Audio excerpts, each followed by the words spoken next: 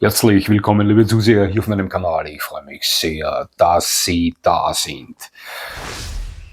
Ich würde sagen, der Großteil der Hundefans liebt auch den Wolf. Natürlich existieren auch Hundebesitzer, welche der Meinung sind, nur ein toter Wolf ist ein guter Wolf. Häufig stehen solche Leute irgendwie in Verbindung mit Nutztierhaltung oder haben zu viele Bilder gesehen vom sogenannten wölfischen Surplus-Killing in Schafherden, wo der Wolf im Beutefangmodus so lange zupackt, bis sich nichts mehr in der Herde bewegt. Obwohl das einzig und allein mit dem völlig natürlichen Beutegreiferprogramm der Canidae und nichts mit dem Massenmörder Wolf zu tun hat, können solche Bilder schon traumatisierend und hasserweckend wirken auf manche Leute, ganz sicher. Ja. Schauen Sie, solange Beutetiere sich bewegen, aufgrund von Zäunen nicht flüchten können, solange ist der Zupackreflex beim Wolf auch auf Power-On geschalten.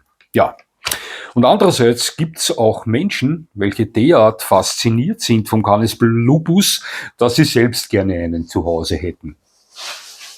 Und jetzt kommt der Wolfshybrid, der Wolfhund und der Wolfshund ins Spiel. Und genau das sehen wir uns heute etwas näher an. Also, bis gleich.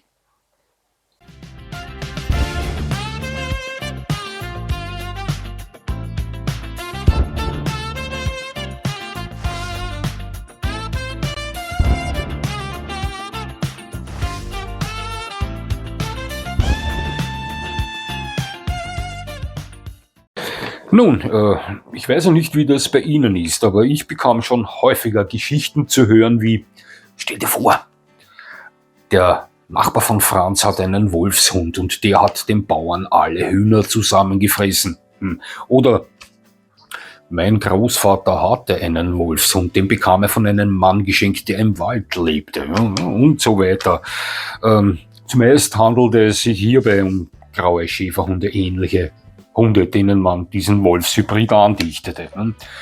Wussten Sie, dass selbst der deutsche Schäferhund nach dem Ersten Weltkrieg jahrelang als elsässischer Wolfshund bezeichnet wurde?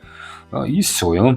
Man kann sich vorstellen, dass diese Namensgebung dann ein Eigenleben entwickelte. Der eine oder andere Besitzer eines deutschen Schäferhundes, welcher vielleicht noch dazu in grauer Farbe auftrat, wird dann schon mal davon gesprochen haben, dass sein Hund eine elsässische Spezialausgabe eines deutschen Schäferhundes mit besonders hohem Wolfsblutanteil ist. Ganz sicher ist das geschehen. Sind Wolf-Hund-Hybriden Wolfhunde oder Wolfshunde? Wenn wir ganz genau sind, sind sie es nicht. Schauen Sie, würde ich vor einem Wolf-Hund-Mix stehen und meine Frau würde mich fragen, sag mal, was ist das für ein schöner Hund?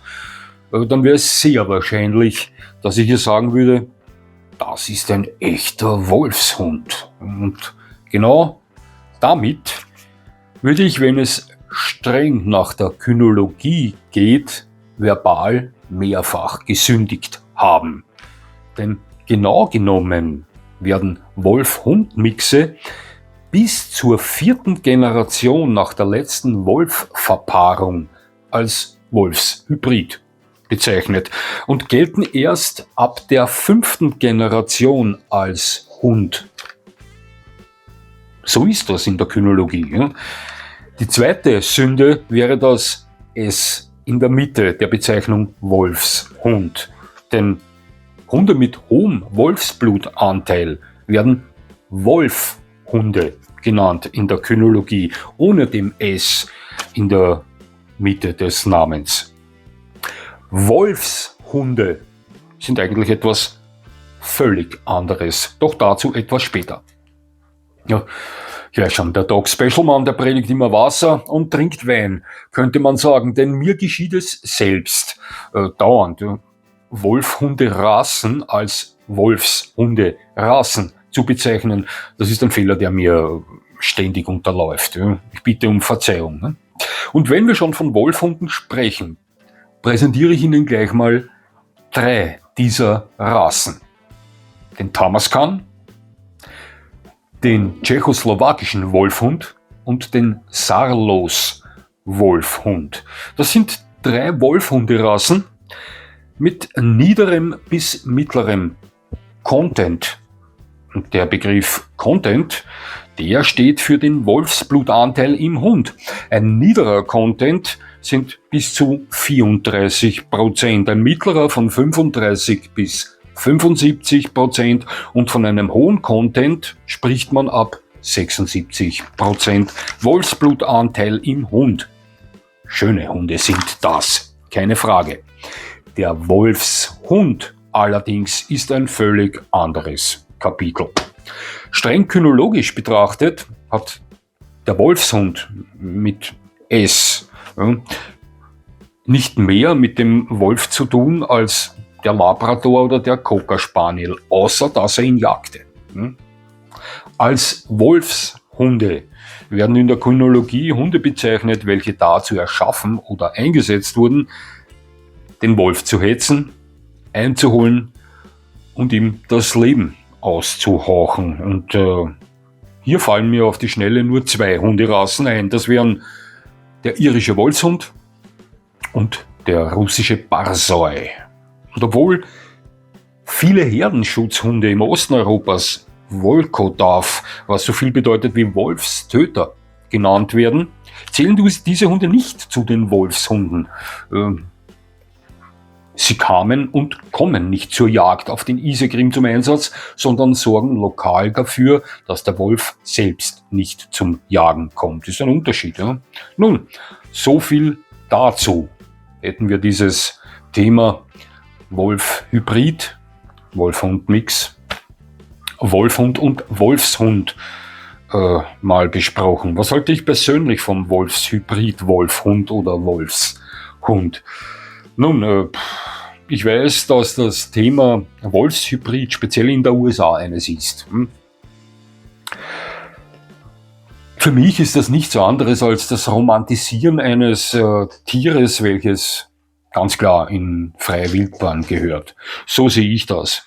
Mit einem echten Wolf-Hund-Hybriden haben sie zu 99% einen extrem umweltscheuen, stets fluchtbereiten und hochintelligenten, halbwölfischen Ausbruchskünstler zu Hause, der ihnen sehr schnell klar machen wird, wo ihre Grenzen sind, ganz sicher. Also für mich ist es eine sinnlose Geschichte. Ja. So sehe ich das. Wolfhunde, die sind da schon etwas interessanter, sind schon ein anderes Thema wieder, besonders diejenigen mit niederem Content. Auch hier kommen noch überdurchschnittlich oft sehr scheue, vorsichtige, extrem prüfende Hunde vor. Doch gibt es auch genügend Wolfhunde da draußen, die nicht viel anders durchs Leben gehen, als der typische deutsche Schäferhund das tut. Ist so, ja? Doch muss man unbedingt auch betonen, dass die meisten Wolfhunde eine viel größere Herausforderung in der Haltung darstellen, als es der typische Haushund tut, ja, ganz sicher. Ja. Und die Wolfshunde, das sind beeindruckende, schöne Hunde, ja, riesige, elegante Jäger, die wissen und können von ihren Besitzern fordern. Also so sehe ich das.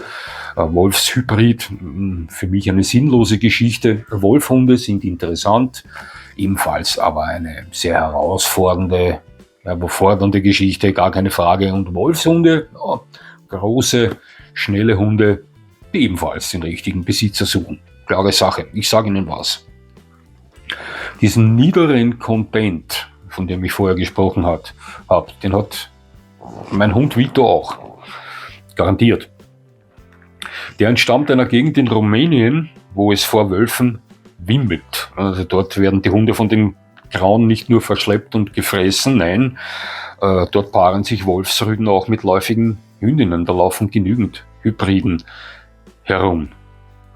Alles in meinem Hund schreit danach. Ja. Ich gebe ihm zwischen 20 und 25%, aber die gebe ich ihm ganz sicher. Also die hat er. Ja, liebe Zuseher, so viel zum Thema Wolfshybrid, Wolfhund, Wolfshunde.